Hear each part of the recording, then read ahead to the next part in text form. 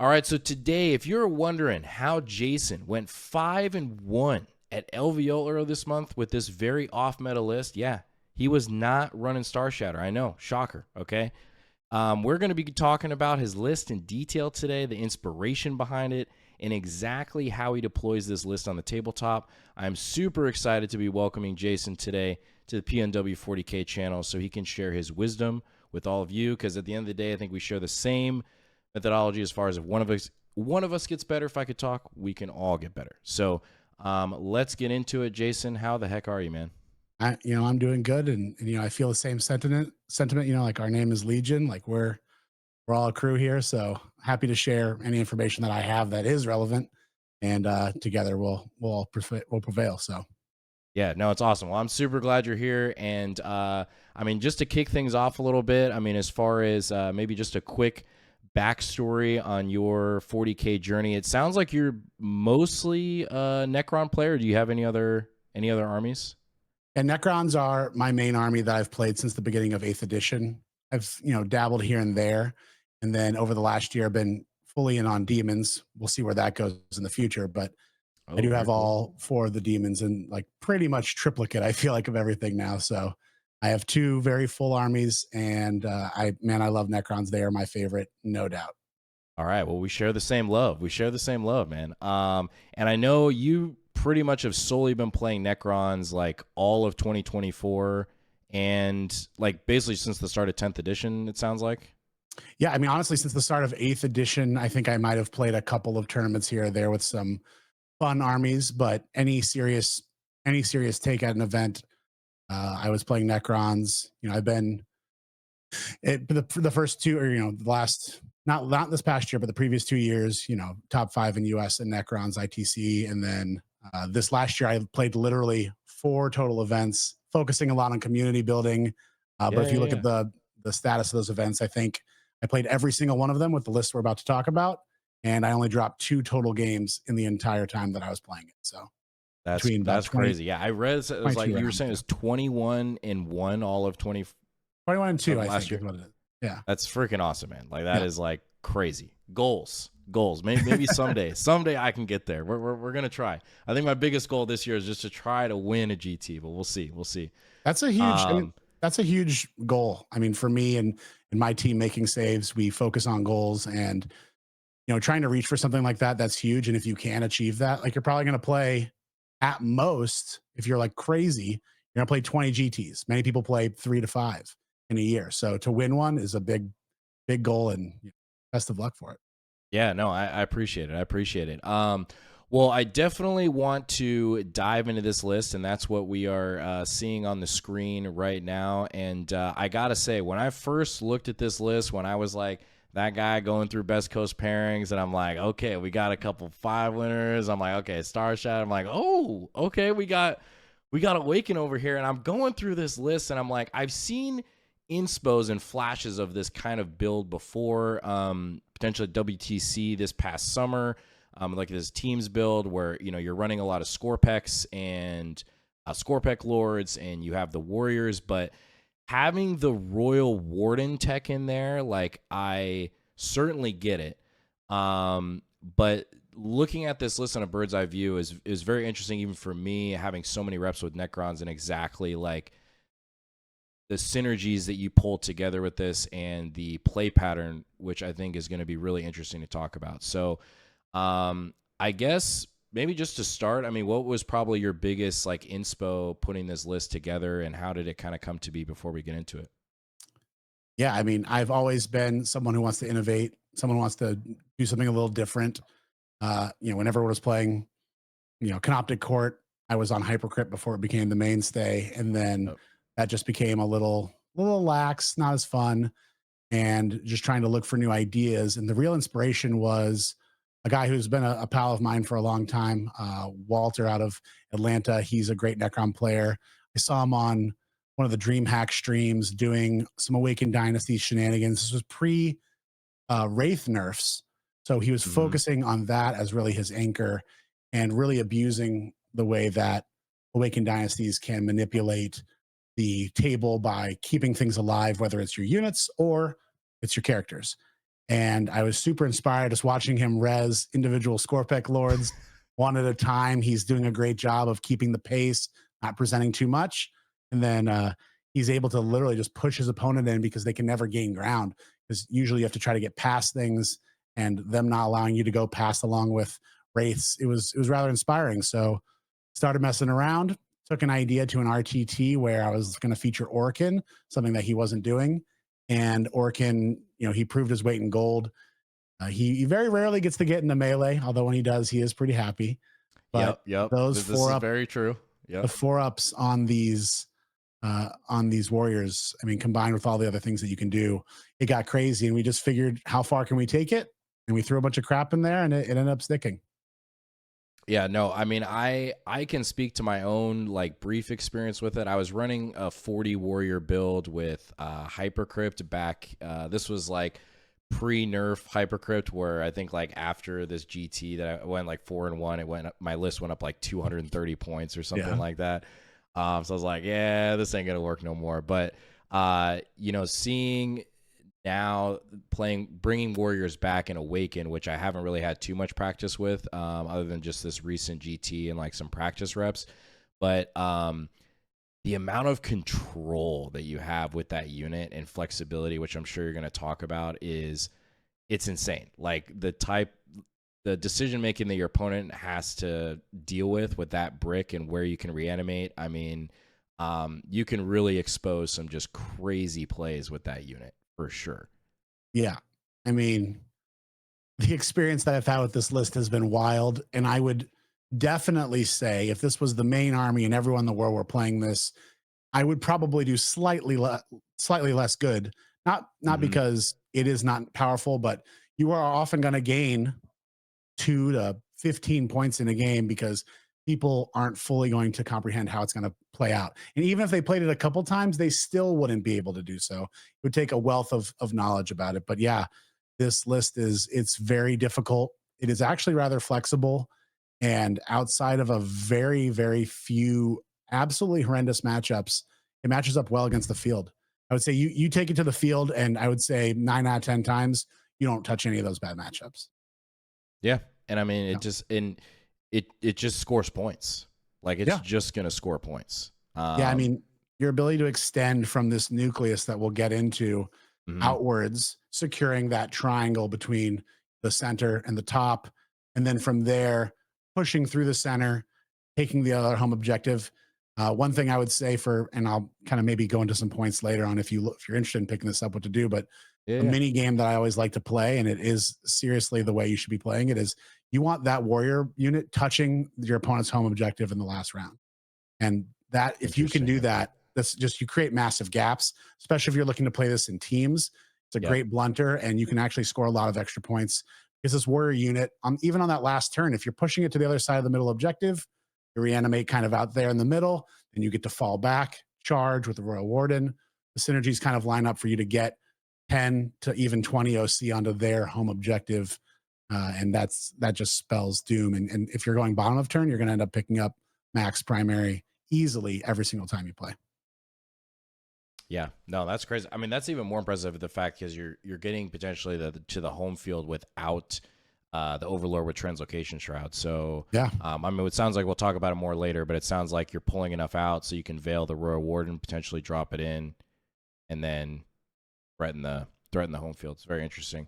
I'll be honest. I do want to say this because the Veil of Darkness is a staple of Necrons for as far as I can remember. Even back in 5th edition, this was something that we had. It's the one enhancement that is ubiquitous, and I love it. It gives us so much character. I would say I probably only use it like 30% of my games, and it's because it's a big opportunity when you take it, and it's awesome and it works really well. But the way that the list works is kind of like mold. I always say it just is taking over slowly, crawling over your opponent, and you should be charging with the warriors every turn and gumming things up and making it very difficult for your opponent to make, from turn 3 on, make the correct decision. And from there, you can kind of manipulate it. And I'm like, man, where do I even want to go? There's really nowhere I want to go. It's 9 inches away. That is going to be what I want. I'll use it offensively, and we'll talk about what I consider the 2 different warrior units here in a moment.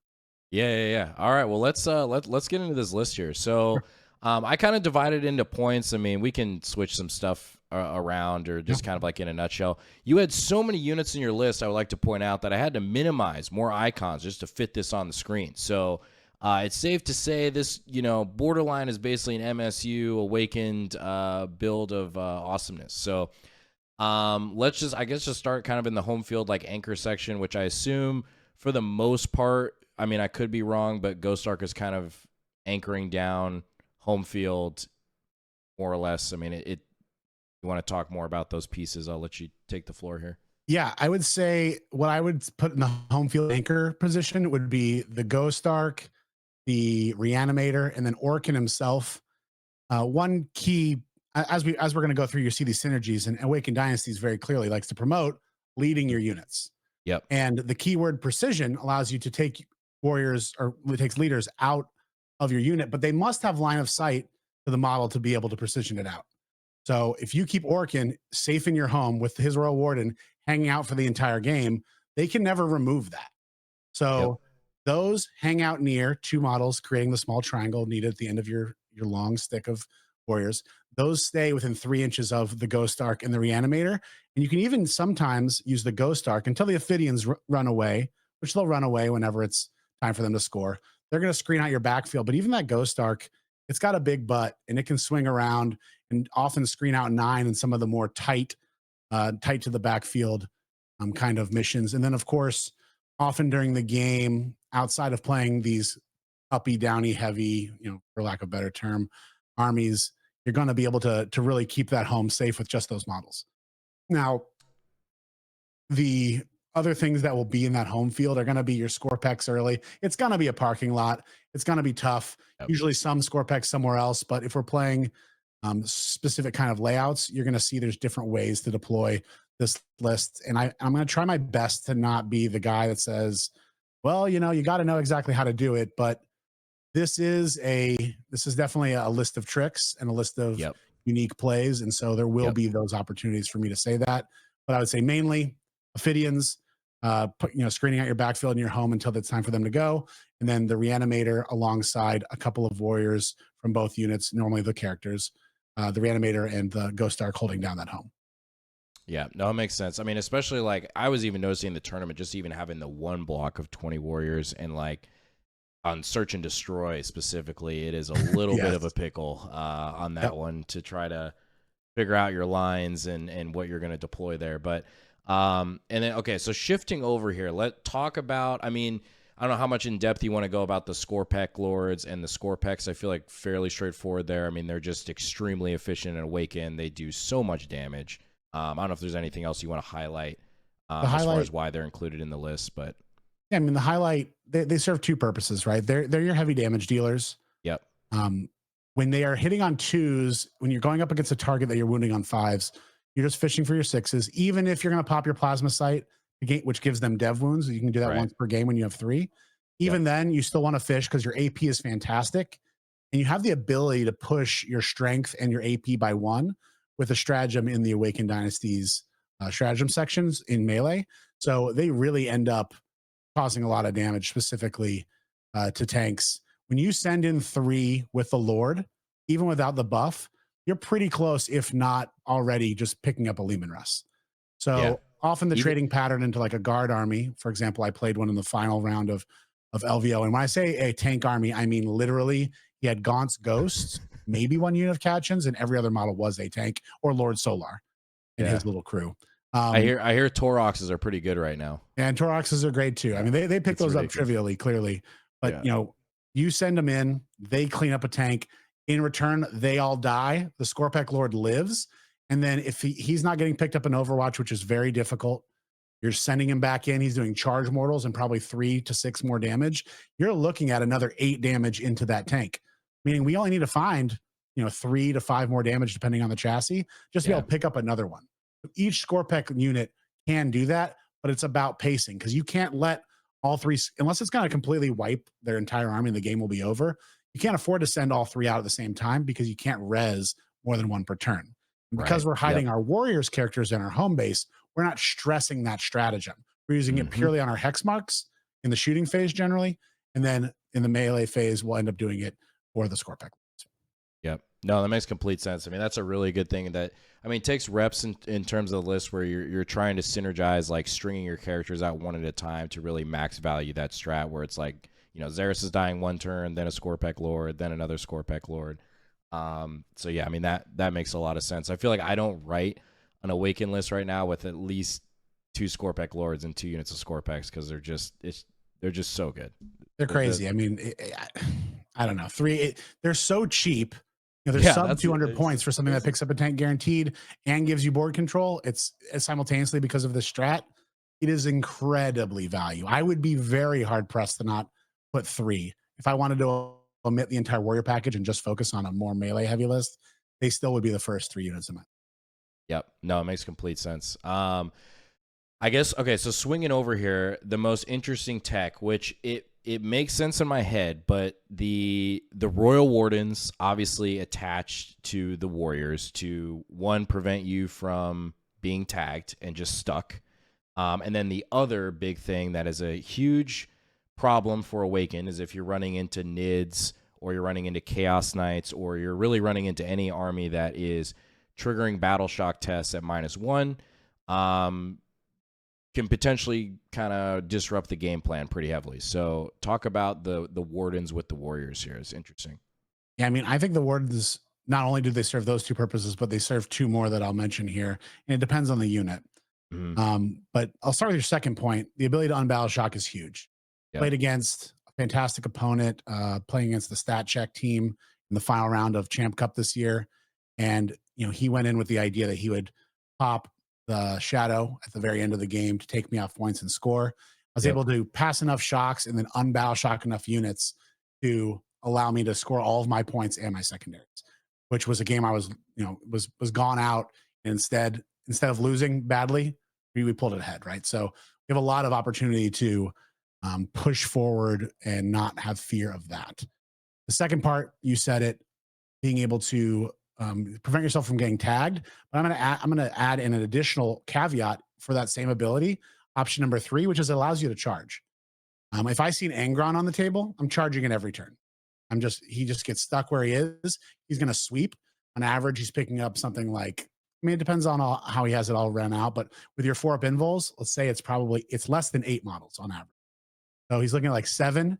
And then we'll talk about the other way that this combos. But with the Ghost Arc, once per turn, you get a free reanimate. So on his turn, I'm reanimate 2d3, re-rolling my dice. I'm averaging 4 to 5 with the rerolls. And I might be -2 on that transaction. And then I pass turn to him and Angron can't go anywhere. Then what happens? If he ends up charging with a unit of World Eaters, cracks me, does a ton of damage, takes me down to 3, 4, 5 guys, because the amount of attacks you need, the amount of wounds you need to actually inhibit on this unit, it's 40 because you have a 4-up invul. So if we're looking at your averages, it skews the math hard. It does. So he kills down to 15, and where's Angron? Standing again because he was in combat.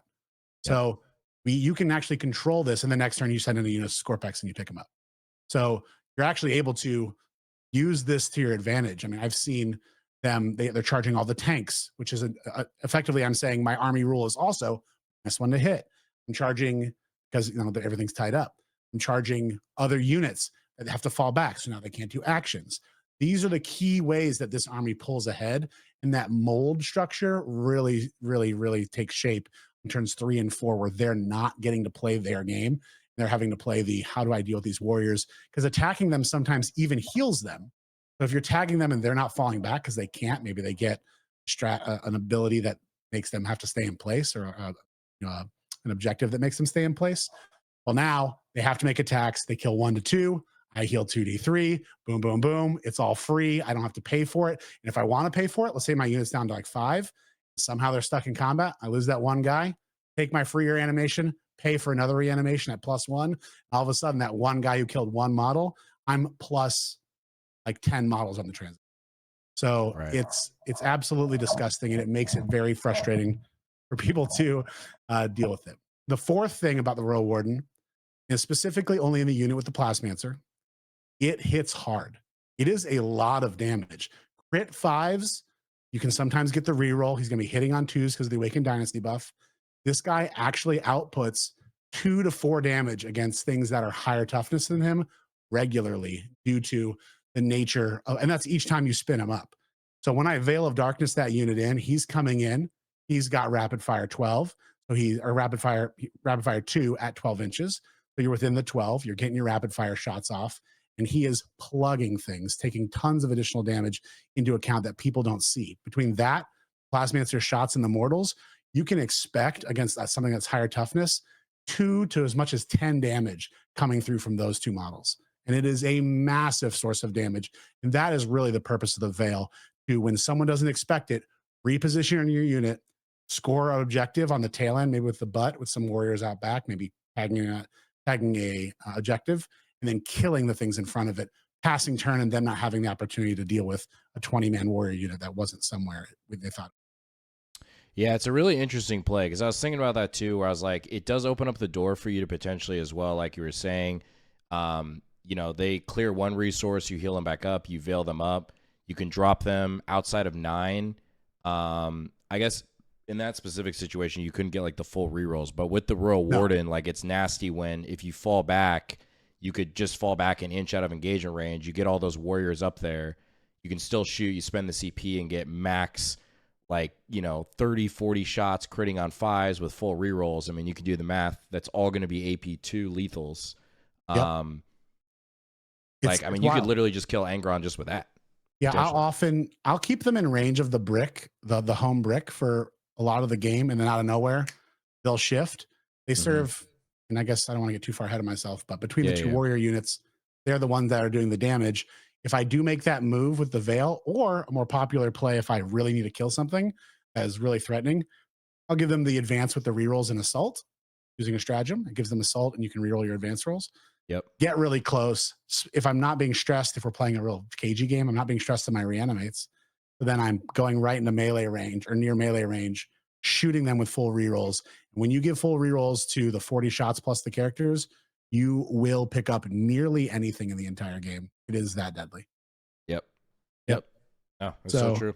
That would be the purpose of the Royal Warden, those 4 tips, and he's huge. And he got a price bump. I'm not sure exactly, you know, what would cause that. I guess just the cheap characters to hold the tools for Star Shatter was where I imagine they were thinking. Yeah. But even then, my list went down in other ways too, and I was already playing 15 points shy. So throughout the entire year, my list has not changed a beat, even though there's been nothing but point raises for the most part. Units that I was playing.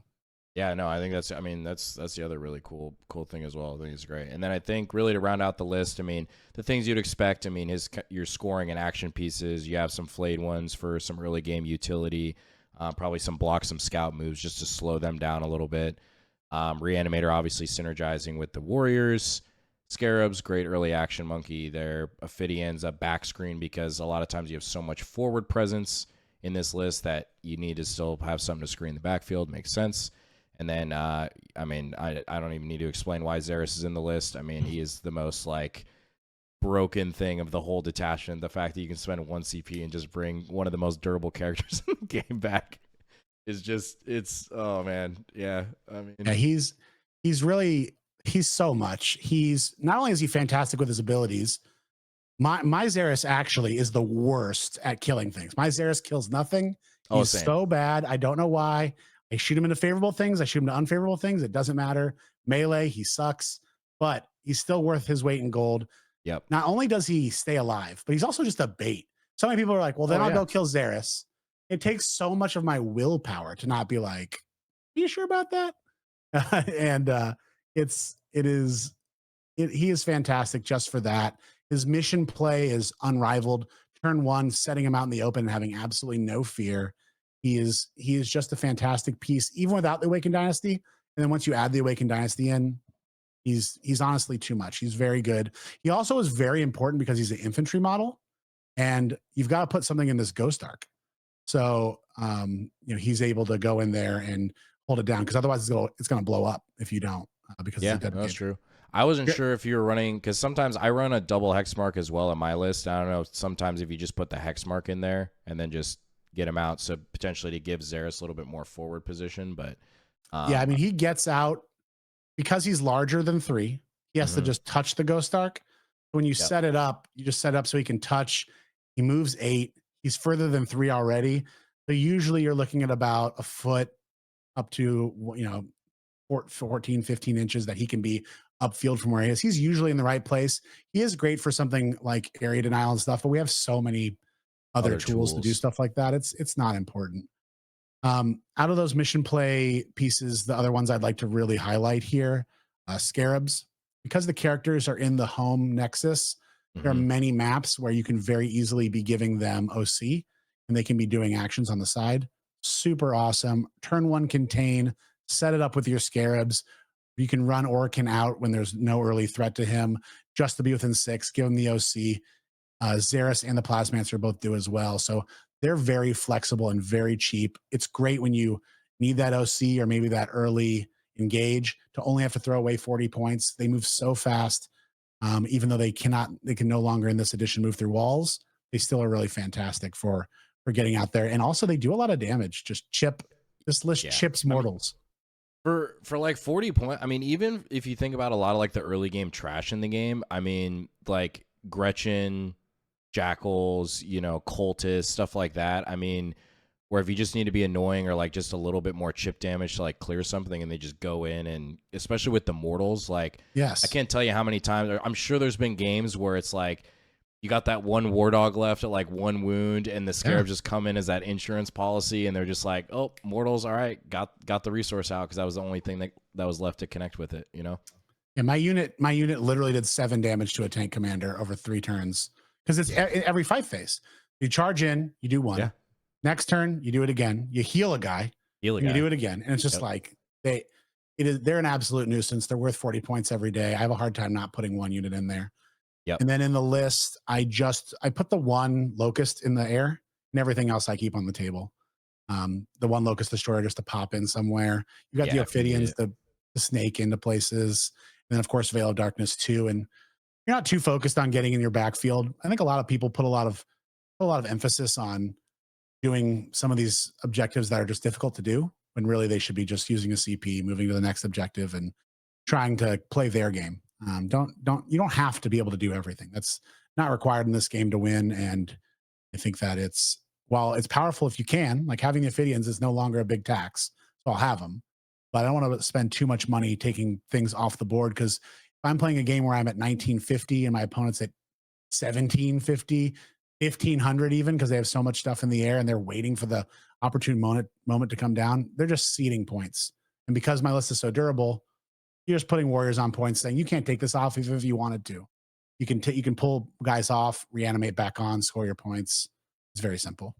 And I think it's interesting too, like seeing the meta evolve like currently right now. I mean, granted, like you are seeing some like super durable stat check like type lists with like Custody Solar and Knights. I think Knights are in a really good, or specifically Chaos Knights are in a very interesting but good spot right now. But the majority of the rest of the meta like are a lot of MSU, Horde, good screening, good board control. Where like you're saying, I mean, don't stress too much about trying to get behind enemy lines or like locusts in the backfield because Awaken, that's not really their strength anyway. And like you said, I mean, if you draw those cards, if you got the CP, just cycle it, and then there's probably going to be something else you can definitely score.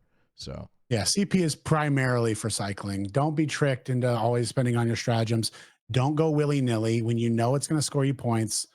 Get in the mix, and if it's one that you'll never want to end up drawing, just get rid of it and move on. Yep. Yeah. Yep.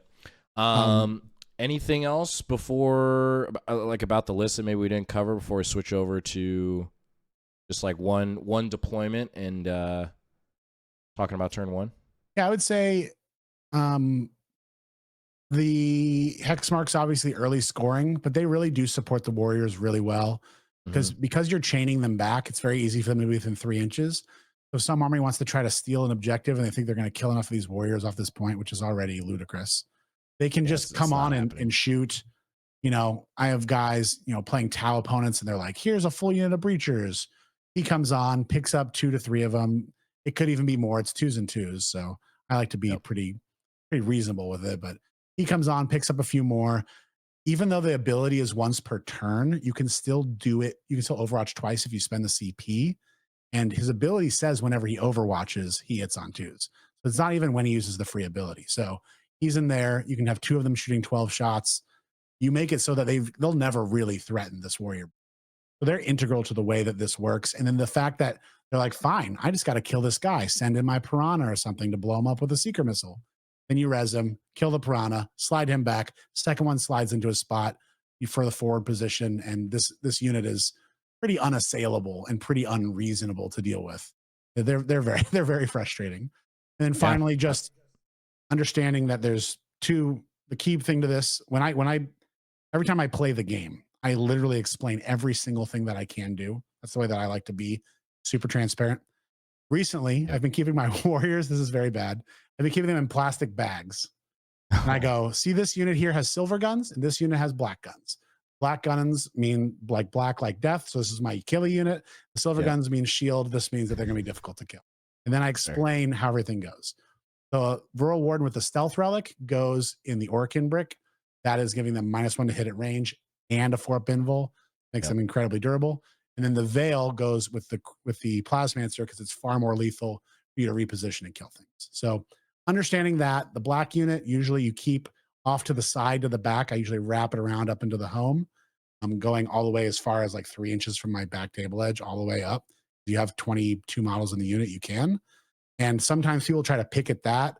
It also is just as durable. When you consider cover and Xeris, most guns aren't wiping these guys off the table. They're still taking, I played the Star Shatter mirror at Elvia, or the Necron mirror against Star Shatter. Oh, geez. He's just shooting his Doomsday Arcs at him. Yeah, sure, I'm not getting saves or whatever. And then, you're getting six up save because AP2 between cover and Xeris, it's effectively AP2. Xeris. You're still getting 6 up saves. Sixes, yeah. You're regenning. He's still not able to put enough downward pressure. And he realized he pretty much needed to shove fully into the middle of the table and say, I hope I don't die to this. And that's the only way he's going to have an opportunity to win. And it's not a good matchup for Star Shatter. It's just, it's terrible. Yeah. It's terrible. Like you're playing like the opposite game in terms of like, it just has no primary control. It's just, yeah. And it's not, and the thing is too, as I found, is like, it's not very tricksy. And like we say tricksy, like you're not trying to gotcha your opponent, but it's like, it doesn't give you flexibility. Like, I feel like there's way more skill expression in Awaken in terms of like how you're moving, especially those bricks and where you're reanimating and where you're not. Like, I feel like it definitely takes a lot more practice to master it, for sure, because it is a very like tricky unit to play well. Yeah, absolutely. And it definitely has it's weird because it's almost like a reposition with the way that you reanimate stuff too. You can cover massive amounts of ground with your reanimation between your turn and my turn. And that is why the Ghost Arc is so important, because it works on both turns. You can sometimes trick people or even force people with a charge to give you free reanimates to cover more ground. It is very frustrating, and it is a key piece to this whole strategy. I don't think I would run this without it, to be honest. I wouldn't run 40. You can run 20, I think, without it, but 40, I don't think I would. And I'm not even trying to run the 20 unless it was a non-Orican, more damage-heavy one that maybe I'm moving around the table with some sort of cool tricks. I think that it just makes the unit absolutely frustrating. So, and this comes from, I have tons of experience playing the Necron Mirror. We had 3 5-1s from literally from Phoenix, both Jacob and Killian. They both 5-1'd as well. Both played Star Shatter. Both had great events. So a lot of great Necrons going on here in Phoenix. And I still feel confident, though, that this list is going to take the cake at least in the mirror and some of the new things we're seeing in the future as well. Looking at we have a team tournament coming up like mid-February, and I'm solely on the back on the Awaken train again. So just kind of theory crafting some lists, and I think it's going to be the way for a while until they do some changes. But let's flip over to the deployment section here, and I'm going to have to switch over the screen here so you can see it and talk about setting up. Can you see that? I sure can. Looks great. Perfect. All right. So there's so much crap. I know. Look at this. I was like, man, we got so much stuff. Like, I was like, hey, at least we gave you a nice deployment, man. We gave you tipping point. We gave the man some room to work. Okay. This is classic. Yep. So I figure we just do a standard, just like layout one, Yeah. some tipping point. Usually layout one, you're always going to see at least once in every tournament. It's just a really good layout. It's balanced. Granted, some of the objectives are in the open, but you don't have any like crazy firing lanes downfield. It's not super dense, but it's also not super open. Yeah. I have a stock deployment on this map that no matter what I'm playing, barring a small change or two, I have a deployment that is every single time. I love it. I love it. Yep. Well, let's first, before we even put these pieces down, what would you say are like your worst matchups with this list specifically? There is one absolute worst matchup, and I don't want to say you can't win. My loss at LVO was to Drew Salzborn. He's the #1 Votan player in ITC. Votan is the worst. The 10-man unit of Terminators ignores mods and shoots about 100 shots. It will pick up your unit. It will pick up a second unit. I even ran a hex mark into the middle of the table, try to screen out his rapid because I had screened out everything successfully. And had this play worked, I think I would have had a shot. And he overwatched, missed with the big cannons on his hecaton, rolled 3 6s with the sustained hits on the next gun. 4 go through. I just got to pass 2 out of the 3, fail 2, or I just got past 3. Or I have to not fail 3 because they're 2 damage each. Fail 3, reroll, fail, and I'm like, I guess it just wasn't in the cards. It was only AP1, so I'd make a 4 up. So then he drops him down, wipes the unit, and then from there it was a pretty close game. I lost a pretty close game that was actually winnable, but he definitely had me and had no reason to not have me. And I expect a player of his caliber to be able to do so.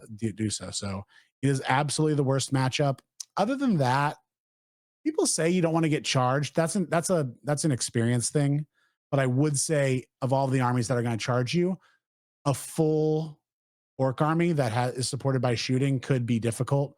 Just killing that much T5, I think, would stress the capabilities because we're able to punch up with the crits, but it's just not enough to handle that many T5 bodies. Even if they're just on T-shirt saves, it is still just too many bodies, too many attacks.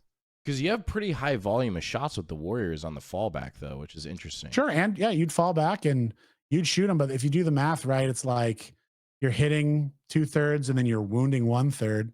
Yeah, because you're still wounding on 5s, and they're going pound for pound. Orc boys are going pound for pound with you on primary as well. So I would say that's tough. Other than that, everything is up to just your ability to play the game. I don't think there's a single thing that I've seen that I have not been able to fight at least to a close game. And then there's many lists that you just blow out of the water. Yeah. No, that's freaking awesome, man. It's good stuff. Well, let's so we'll just start at the top, man. I mean, you won the roll off, all right? He's attacker, and he's probably going to be putting those infiltrators down somewhere, I would guess. Yeah. I mean, I think the one place to secure is the space between your 2 expansions. I generally, depending on what they have available to them, is will I put something within 6 in the middle? That's just for that area denial. But if not, I'll just put them in the L. If I think they're going to be too aggressive, I'll just toss them in the L. But if they do, if I don't think it's going to be that bad, or I wouldn't mind baiting their piece out, then I'll also just tag one guy within 6 in the middle and string it back into the L. Okay, so more or less they're going in this pocket. You nailed it. Yep. So now at this point, now what are we going with? Are we just putting our like home field stuff down, or the obvious pieces more or less? Yeah, I mean, this army doesn't have a lot of room to manage. You're going to toss that Ghost Ark right there in the crack so that it can poke its nose out and get shots if it wishes into the midfield. And then right next to it is going to be the Reanimator going right to the left of it. Obviously, if you think about the Ghost Ark, I usually kind of bisect it. You don't have to do this, of course, but I'll just put it at an angle so it's kind of running directly through the middle of the deployment zone. And then the Reanimator kind of tucks there. Yeah, kind of more like that. Yep. And what this does is our goal now is going to be able to set up 2 models within 3 of both from both units. But even if it can be shot, I'll put my 2 characters right. Yep.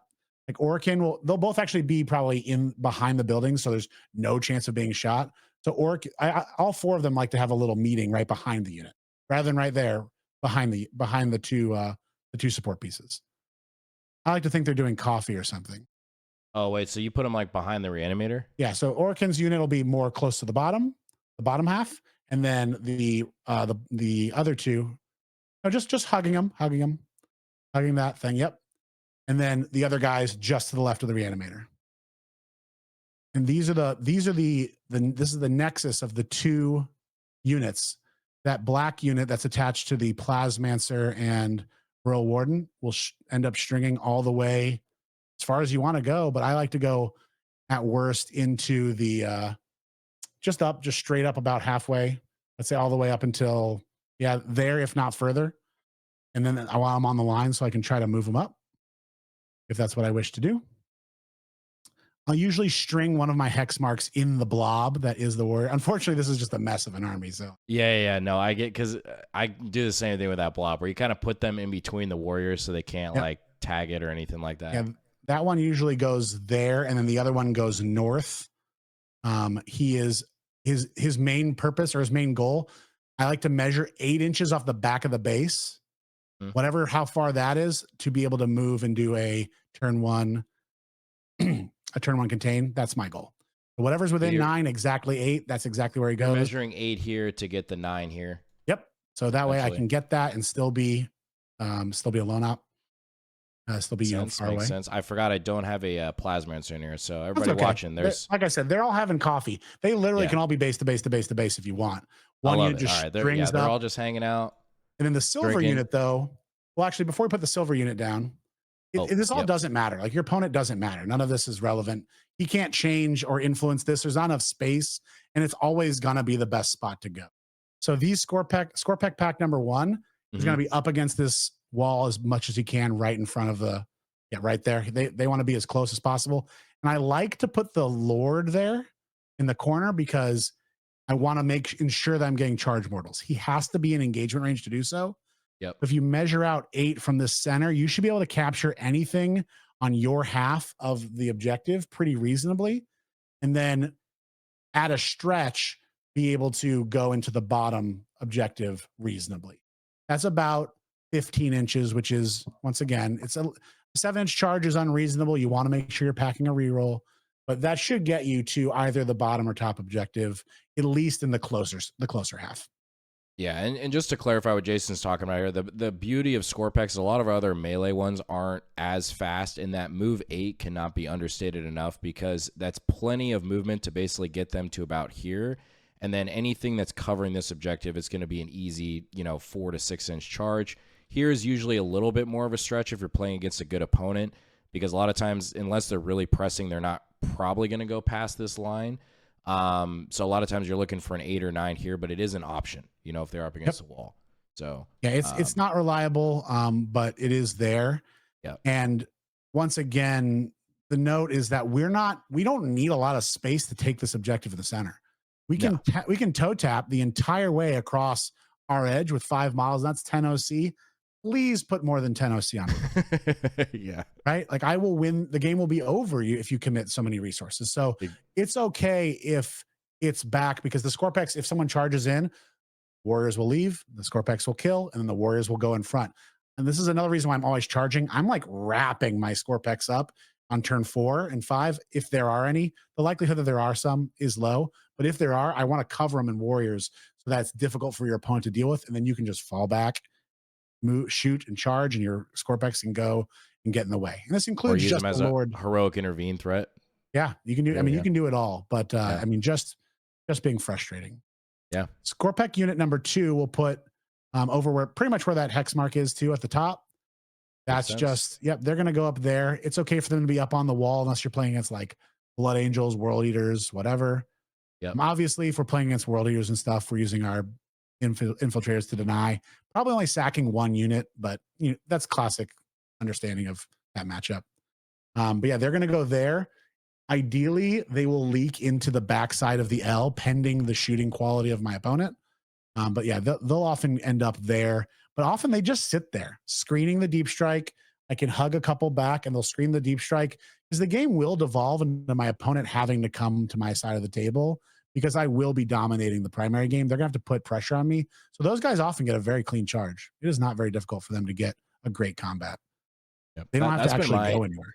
That's been my experience as well. I mean, again, because the Scorpeks, their value versus the damage is so high, and they synergize so well with what Awaken's wanting to do anyway, in terms of like, hey, turn one, I'm putting a bunch of OC on these objectives. You better figure this out now, or I'm just going to be cashing in my primary and you lose. So yeah, absolutely. I completely agree. Yep. Makes sense here. What would you go with next? Then we'll have to put this warrior unit in so we can understand where everything else goes. So the silver warrior unit, I put them all. I mean, once again, pending what I'm playing, I'll put them all the way out. So in all the green above the, yep, I'll go all the way there. This gets me really easy access to the center. Probably putting about 5 to 8 models within view, and the rest of them just trail back and hang out. And this is a mess. This is a giant mess of warriors. And the key to playing the warriors is really understanding how much OC you want to put on and giving them nothing else. I like to reference the warrior ball and where it goes. Sometimes you need it to stress, maybe they're low lethality but high OC, and you might want to stress where the warriors are up front. But if they have high lethality and they think they're going to take on these warriors, you might leave something like 12 of them back in the home base, string out the rest of them, and toe tap just enough on to make them put something reasonable out there, and then begin the game. When I reanimate, I can pull from the ball and add to the front, right? There's no reason for me to risk them all if they have a high lethality army where I know I'm gonna have to fight them, because what I want to be able to do is just make them vanish. Every once in a while, I'll add in one additional guy in the string so it can be like a knot where I can lose the front 5 and I can still leave 2 guys, because you have to maintain coherency. When you have more than 6 models, you've got to have 2. Everyone has to be within 2. So at the end, I like to use the term bow tie. You have to bow tie that off and leave that there. So maybe right where those warriors are right now, I might have a bow tie on turn 1 or 2 after I roll out 5 to the main point, tagging it, taking it, making him take it from me. And then if he kills off and I reanimate, I can always just leave that bow tie. One last thing about this warrior unit, when you're pulling it, you have to reanimate in coherency, but you also have to reanimate from models that began there at the beginning of the phase. Right. But none of that requires that you have, when you're pulling the models, the coherency. You can leave a gap, and as long as when he's placed, he forms coherency, that is a legal placement. So be careful of where you're pulling, but you can have a really gnarly looking unit after they attack you with like 3 to 5 warriors left, be covering a ton of space, spend your CP reanimate, take your free reanimate, and you can add, like I said, about 10 warriors back very simply. As long as they're always getting placed in coherency, you should be fine. But it's important that you have signpost ones that were there at the beginning of the phase, because that is where you must reanimate from. Right. Yeah. So to just re-clarify that point that Jason's talking about, I'll probably release a separate video just talking about warriors specifically, and there's just so much crazy jank that you can do. But the rules state that coherency, any models die at the end of the turn that are not within unit coherency. So basically what he's referring to is the fact that, like, if he has these warriors stringed out here, and let's say, you know, your opponent kills like 8 of them and kills enough where he wants to pull here, but he maintains still the auras over here with these warriors here, he can still reanimate before the end of the turn to get these back in with coherency, and then because of that, he doesn't lose anymore. Think of it as a leapfrog. Often you'll first pull your models off of the center objective, and that guy that's 2 inches off that center objective, he's my most important model. He's the one where I'm like, am I going to lose too many warriors, or he's not going to be able to kill enough? The moment you know he's not going to kill enough, you leave that guy there, and you get to put guys on 2 inches of both sides of him. And as long as there's a guy approximately 5 inches away from him, you can stick him out in the middle. He's in coherency to both, and he reforms your coherency. Yep. This is kind of advanced. This does take some time. You might mess this up. Feel free to talk with your opponents, clarifying what you're trying to do. I mean, I've had games where I'm like, hey, I'm just going to pull from these guys. I'm going to end up reanimating them. It might look a little weird right now, but I promise I'll fix it. It gives them a nice sense of understanding, and just let them know if you ever feel like I'm doing something that's wrong, please let me know, or let me clarify, because this is a shenanigans. This is you're being ridiculous. Like what we're doing here. There is no other army that does something even close to this. So yes, it's very weird. And what we've done is pushed it to the max by putting literally every support piece you can in it. And, you know, it's not uncommon that I would walk to a table, I'd show them my army, and they go, "Man, it's sad that they really nerfed reanimation after the index, went away." I'll go, "Yeah." And at Yeah, the end of the man. game, they'll be like, "I can't believe I didn't kill a single warrior by the end of the like at the end of the game, you have 40, right?" And they're like, "I can't believe that this happened." And Dude, like, that's definitely what happened in the GT this past weekend. It was yes. yeah, it was bad. It was bad. It's and you can't sit there and say, well, I always say, "We'll see." That's always what I say because that's the best I can do. Yeah, Um, like it's so weird because you're not trying to gotcha people, but they're just no. genuinely shocked. Like, wait, and you tell them, but then they're when they actually see it, Mhm. then it's like the aha moment. Like, oh, okay, yeah, I've this never is spent more time explaining my army at the beginning of a match and still having everyone question half the things I do. yep, And yep, you got to know the charge rules. Like you got to know that every model that can make it in base must make it in base when you charge, but that doesn't mean engagement. So like as long as they can make it in base, you kind of block up where the bases go, and the rest of the guys can move 0 to as many inches towards the unit you're charging. So that whole right. string doesn't always have to go at max distance. Just fan over to something else. Yeah, or just hanging out where they are. Totally Yeah, fine maintaining the string. As yep, long and what sucks is when you have the warrior unit, you roll a 12. Like, oh my God, yeah, everything within been 12 there. that can base must base. That Yep, might break things up. So you do have to be yeah. careful of that. That definitely been there. That can cause some problems. What would be up next? So, I mean, like I said, there's almost the only thing I would say that's relevant to my opponent Hmm. is where is this second hex mark or yeah, where's the second hex? No, sorry, no, sorry, the Uh second flayed ones. The second flayed ones. Where's oh, the right second here. flayed ones going? Yep. Right. And I will say 90% of the time it's just going behind the blue blocks on the bottom. There are some times if people get aggressive and kind of dumb, and if I feel like a Interesting. So unit, you accept this line here? yeah, I mean, it depends on, once again, depends on what they're playing. Most of Yeah. the time, that line is not super available, depending on what they're shooting.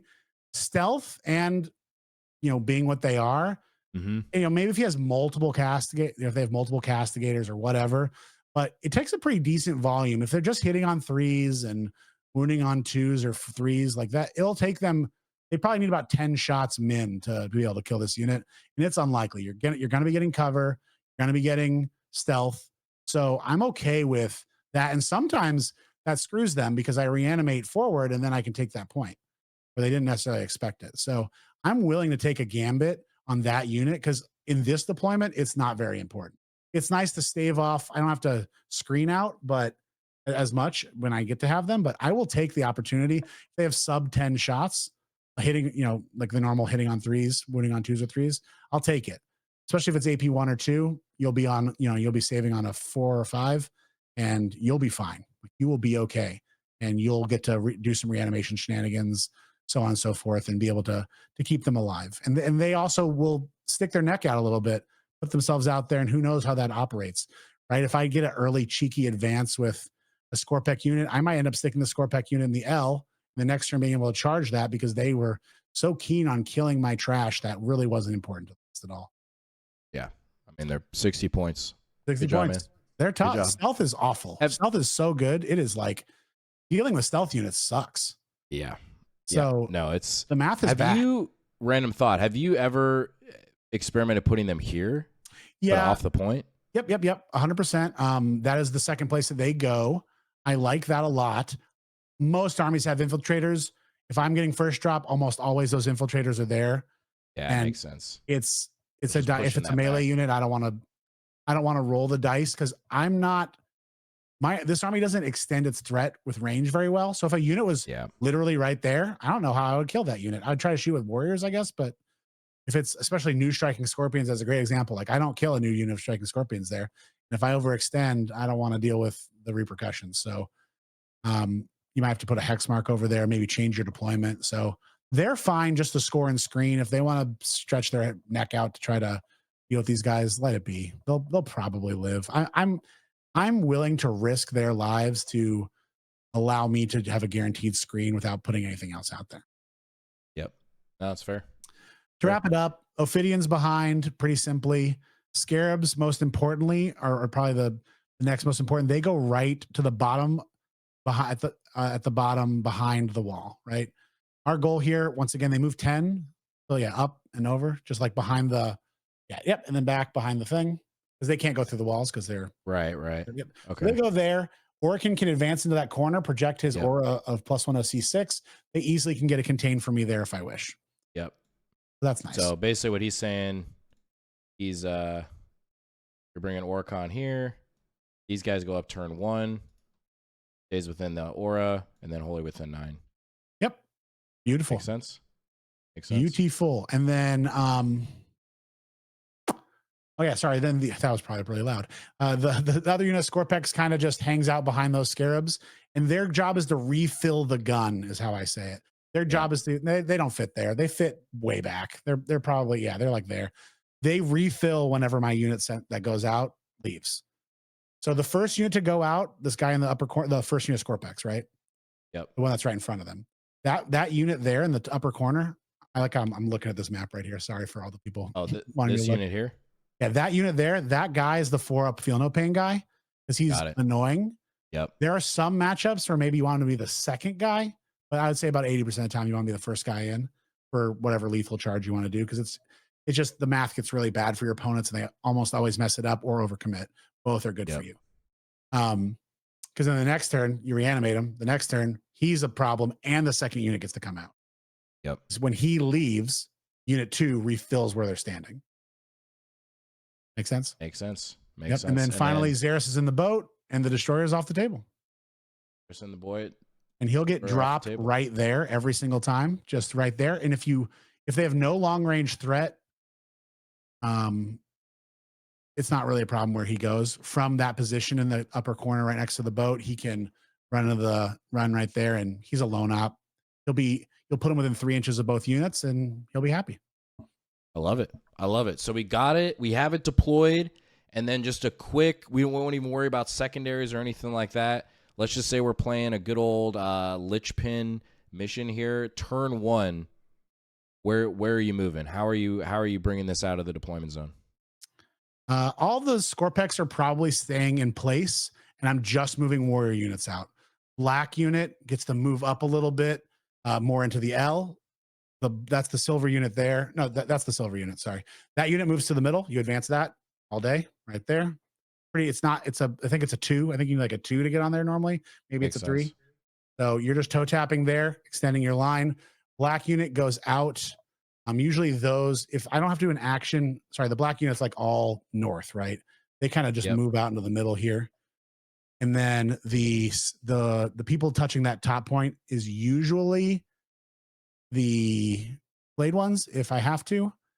But what I really like to do is keep one warrior within 2 inches, because you'll get greedy people and they'll just try to start shaving your warrior units. If you keep a warrior unit actually within 3 inches, you can reanimate warriors onto that point. So you just keep them there. You're talking about here, just stay within 2, so they kill 3, and then you boom, boom. Yep, within 3. So you actually can be pretty safe with that unit. But if they want to overextend and start shooting, or if they get caught up in a melee, you lose a guy or 2. It only takes 2 guys to just toss another guy 2 inches. And the hex marks roll up with their warrior blocks. That guy's probably gonna want to make sure he covers the more bottom half, and then the top guy, he's gonna make sure he covers the top half, and then they mutually can cover that zone. Yep. They mutually can cover the zone, and then the one guy kind of aims towards the center pretty happily. Yeah, he can go either all the way top like that, or he can just be right in front of that wall, depending on, everything is matchup dependent and what you see. But this is just a rough idea. Yep. And then you're just standing pat. You're just scoring 2 zones and saying, take me off these points or I will win this game. And the game will then flex out of control from there. But you'll be annoying. That's for sure. That's been more or less my experience as well. I mean, that's why I think caught people off guard in the GT, because the way that Awaken runs, I feel currently right now, especially with these warrior builds, is that a lot of players are so used to playing this early, like 1 to 2 turn skirmish game, and Awaken's like throwing that completely out of the window, and it's like, no, we balling right now. Like, turn 1, here we go. Like, what do you want to do about it? Yeah. And I definitely can see players, like, they get flustered for sure, because it's a very different style than a lot of other armies are playing right now. Yeah, the Royal Warden and the Ghost Ark really unlock the real style of play, which is Turn 2, your warrior unit's going to either get shot up or left alone. If it gets left alone, you need to make sure you're charging because you're not reanimating forward. If they're just ignoring it completely, which is actually probably the best way to beat this army, pending you having a ridiculous volume, is just leaving them alone and trying to deal with everything else. But if you make it so that they can't, there's nothing they can do. So being able to fall back and charge, stay on battle shocked, and then, of course, reanimating for free. We're not stressing our CP here. We're pretty much getting the Awakened Dynasty strat that is very strong every turn. That's twice around. Like this guy has, I think I've had 8 reanimates in a game off of him pretty reliably. Like if you're forcing your opponent to deal with them on your turn by getting them into melee, you often are gaining ground. So it is very, very ridiculous, the power that model brings. And also he'll come out on turn 4 or 5 when you reposition your back end, and he'll shoot 20 shots into the middle. He'll contribute. And decent OC on those models. You just leak them out and get to go in the middle if the game is won. But like I said, the real secret mini game that you get to play with this list is on turn 3, reanimate forward, move forward 5, and you're probably halfway through their their home quarter. And on turn 5, move, shoot, charge onto their home objective, take it, score all the points, or completely brick your opponent off of being able to score points on the last turn, including their home. Super good. Yeah. Super good.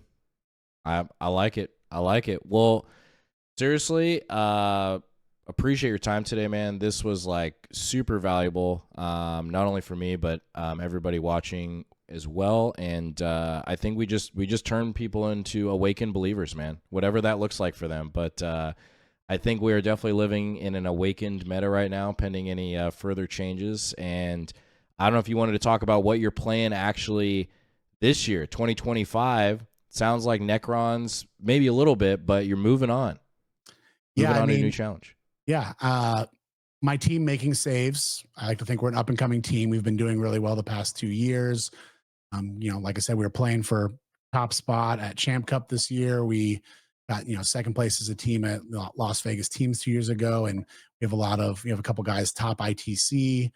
We're an up-and-coming group out of Phoenix. And we're always trying to move the wheel. And I really gave a year of my life to playing this list and perfecting this, and then also helping my community expand. I run all the events. I run multiple GTs a year in Phoenix. That's Definitely awesome. Check them out if you're in the Southwest. Yeah, 3 a year. And so this year I wanted to give the demons a run, especially now that I heard that, or now that it seems like they might not be something in the next edition. So I'm going to give them a good year. That doesn't mean you won't see me playing Necrons, because it's very likely or possible that in some large team events, I will pull them out to make sure that they are not only being represented, but they are, if they're the right thing for the job, they will. And let me tell you, this list in a team environment, you will produce 10 pluses regularly. You won't get into the bad matchups, and you will get 10 pluses once you start learning it. 11, 12, 13, 14. I was getting 14 to 15 in my good matchups. And this is just it can just hold pat. It can score and deny, and it will be a great team player as a blocker. So very big fan of this. Very big fan of Necrons. I'll always talk about Necrons. I'm still going to be painting and basing my Necrons, as my collection has now. It's way too big. I probably have like 500 warriors. That's not even a joke. Oh my gosh. So yeah, because I kept buying Indominus boxes, and all of a sudden I'm like, wait, how many warriors do I have? How many do we get? I think I have a 1.5 foot stack of unbuilt warriors, and I've probably have like 200 built. So that is crazy. It's a lot. I love them, and I love Necrons, and they'll always be my first love. So, if you're chatting in the YouTube comments, or reach out to me directly or anything like that, happy to do some light coaching or whatever. I want to make sure that people are doing it. And if you're lucky, I know I shared it with Achillean here, and I even wrote a farewell letter to the list. So it's definitely something I love, and definitely something I want to keep going and see supported moving forward. Yeah, man. Well, seriously, man, it's a pleasure meeting you, and again, your time today. And we're gonna have to do this again. We're gonna have to do a follow up either on some Necrons or some demons. I feel like this summer we're gonna have to do like a 6-month like Jason check-in. All right. And I'm down for whatever. I can be a pundit. I can be, on the scene. You let me know. I love it. I mean, who knows what this is going to turn into. I mean, the support for this channel, I mean, it's blowing my mind, which has been crazy. I mean, I'm super appreciative of everybody, and you know, for yourself, I mean, it seems like you've just been a great asset for the community, and definitely down in Phoenix, and just overall just being a great team player. And I like, those are the type of people I want to get on and interview, the people that are really pushing this competitive scene forward, and they're just good, genuine players that are, you know, transparent about the game. They're not trying to gotcha people, and at the end of the day, all we want is just our best game of our opponent, and that's how we all get better, right? So Yeah. And I was, you know, I first poked my head in and saw your channel. Obviously, you kind of shot off with the invention of Star Shatter. Some guy posting Star Shatter content all the time. So definitely a lot of, you know, props there, and yeah. you got a nice clean look to the channel. It's easy to follow things. Trying to keep things short, although I probably won't stop talking. But No, this is great. I mean, this is just good juicy content. That's what we're here for. So I don't mind at all. I love it. So I'm super happy to see that you're, you know, you're getting out there, and I've been pointing people your way. So I know that there's a lot more to grow. So congratulations. Appreciate it, man. Well, again, thank you for your time, and I'll be following along. And yeah, until the next one. Cool. Thanks for having me on. Yeah, no problem.